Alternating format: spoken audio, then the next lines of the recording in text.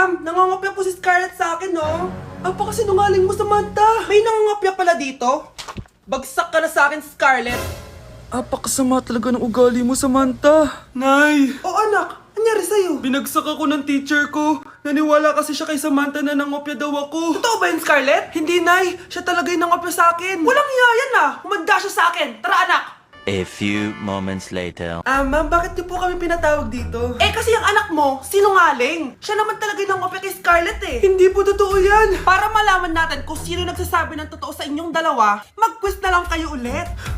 Patay ako nito. Humanda ka ng mapahiya, Samantha. Okay, time's up. Pass your papers. Scarlett, naka-perfect ka. Yes! Talino talaga ng anak ko. Samantha, wala kang tamang sagot. Ikaw talaga ang totoong nangungopya. Nakakahiya ka, Samantha. Humanda ka sa akin sa bahay. Tara! Huwag po, Nay.